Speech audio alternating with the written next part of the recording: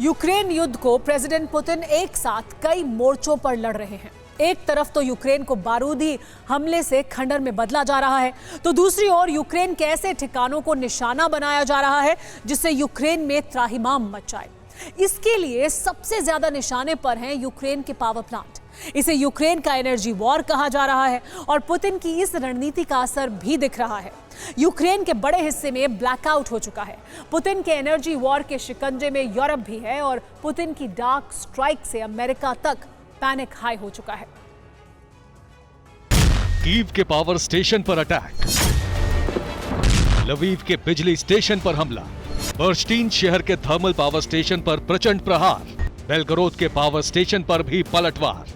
ये सिर्फ यूक्रेन युद्ध की अपग्रेड खबर भर नहीं है, ये विनाशक जंग के अद्यतन संस्करण का सारांश है।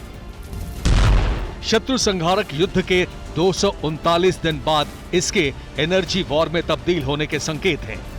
ये अपने घर के पास सिर्फ देसी मुर्गियों को पालकर हर साल 6 लाख कमा रहे हैं। आप भी ये करना चाहते हो तो फ्रीडम ऐप को अभी डाउनलोड कीजिए।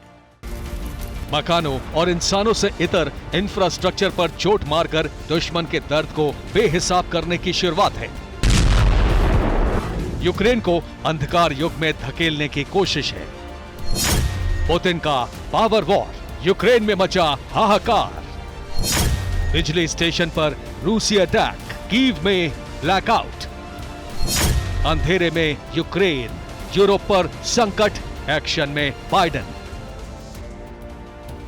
पुतिन के पावर वॉर पर कैसे व्हाइट हाउस में हड़कंप मचा है, ये जानने से पहले जान लीजिए कि करीब 8 महीने से रूसी बारूद से तहस नहस हो चुके यूक्रेन में घनघोर अंधेरा पसरा हुआ है। क्रीमिया कांड के बाद पुतिन के प्राइम टारगेट पर यूक्रेन के पावर सेंटर है। ज़ेलेंस्की ने दावा किया है कि 24 घंटे के अंदर रूस ने 3 ऊर्जा प्लांट को तहस नहस कर दिया है। कीव, लवीव और बर्स्टीन सिटी के पावर स्टेशन पर रूस ने अटैक किया है। ज़ैपोरिजिया, खेरसोन, खार्किव के बाद अब कीव, बर्स्टीन और लवीव के थर्मल पावर स्टेशन पर अग्नेयास्त्र बरसाकर इसे क्षत विक्षत कर दिया गया है। इसका व्यापक असर पड़ा है यूक्रेन पर। स्थिति ये है कि यूक्रेन की बिजली उत्पादन क्षमता का 40% नष्ट हो चुका है, लिहाजा बिजली संकट गहरा चुका है। कीव में इंटरनेट कनेक्टिविटी 81% तक गिर गई है। यूक्रेन में एक दिन के लिए सुबह 7 से रात के 11 बजे तक ब्लैकआउट का आदेश जारी किया गया है। आगे सुबह 7 बजे से लेकर रात के 10 बजे तक बिजली कटौती की तैयारी है। यहाँ तक कि स्ट्रीट लाइट भी सीमित करने के लिए कहा गया है। कीव के पावर स्टेशन से जारी आदेश में कहा गया है कि सरकारी आदेशानुसार अगर लोगों ने बिजली में कटौती नहीं की तो अस्थायी तौर पर ब्लैकआउट के अलावा कोई विकल्प नहीं होगा। मतलब यूक्रेन पूरी तरह से अंधकार युग में होगा। अस्तित्व में आने के बाद सबसे विकट स्थिति से साक्षात्कार कर रहे यूक्रेन में त्राहिमाम मचा हुआ है।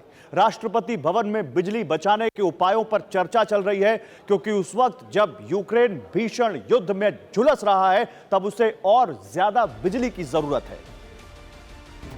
अगर रूस ने बड़ा हमला किया और यूक्रेन को जिंदगी का नुकसान झेलना पड़ा तो बिजली के अभाव में अफरा तफरी मच जाएगी। बिजली की कमी से अस्पताल की व्यवस्था ठप हो जाएगी, जांच पड़ताल की सारी मशीनरी ठप हो जाएंगी, न एक्सरे मशीन चलेगी, न सिटी स्कैन होगा। बिजली के अभाव में सैटेलाइट भी काम नहीं करेगा।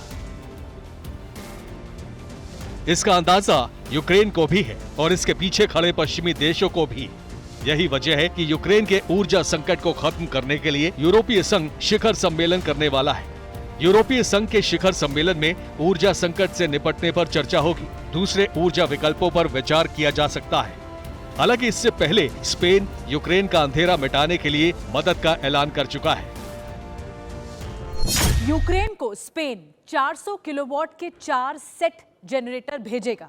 इतना ही नहीं, 150 किलोवाट के बिजली जनरेटर का एक सेट भी स्पेन की तरफ से यूक्रेन को भेजा जाएगा, ताकि रूसी हमले के बाद जो भी परिस्थिति बन रही है, बिजली संकट उभर कर सामने आया यूक्रेन के सामने, उससे निजात मिल सके। हालांकि यूरोप खुद ऊर्जा संकट का सामना कर रहा है। यूरोपीय देशों को भी पुतिन ने बड़ा झटका दिया है।